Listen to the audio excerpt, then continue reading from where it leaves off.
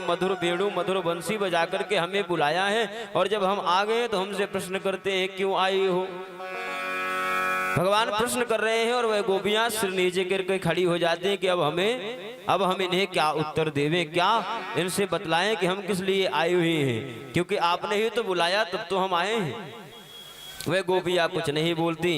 उसके पश्चात भगवान उनसे प्रश्न करते हैं कि अच्छा देवियों, इस प्रकार से मध्य रात्रि में आपके आने का जो कारण है वह हमें बतलाइए, क्योंकि ब्रजवासी आप सबके कहाँ हैं जो आप उन सब को छोड़ करके आधी रात में भागी चली आई। ब्रजस्यानामयं कच्चिद ब्रूतागमन कारणम, अपने आगमन का कारण बतलाइए। वह गोपियां कुछ कहती नहीं हैं। तब प्रभु उन्हें बतलाना प्रारंभ करते हैं और एक दिव्य कथा श्रवण कराई। भगवान उन्हें कथा श्रवण कराते हुए कहते हैं, जानती हैं सबसे पहले एक स्त्री के जीवन में उसका पति का स्थान बड़ा महत्वपूर्ण होता है। स्त्री के जीवन में सबसे महत्वपूर्ण पति का स्थान होता है और आप सब अपने अपने पतियों को छोड़ करके आई हैं। देवी पतिव्रता नारी के पतिव्रत में इतना बड़ा प्रभाव है कि वह पति की मृत्यु को भी रोक देवे, वह पति की आयु बढ़ा देती है।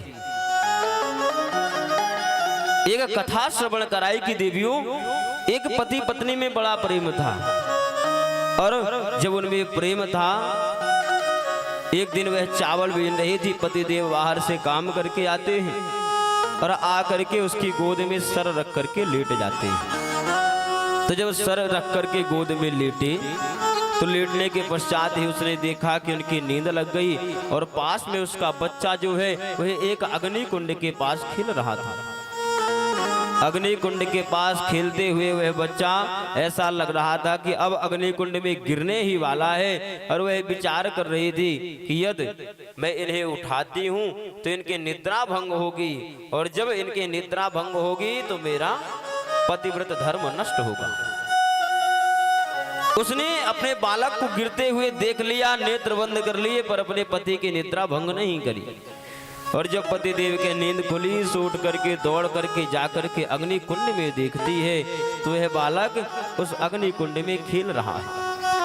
उसके पतिव्रत के प्रभाव से वह जलती हुई अग्नि भी जल के समान शीतल हो गई और उसका बालक पूर्ण रूपेण स्वस्थ रहा।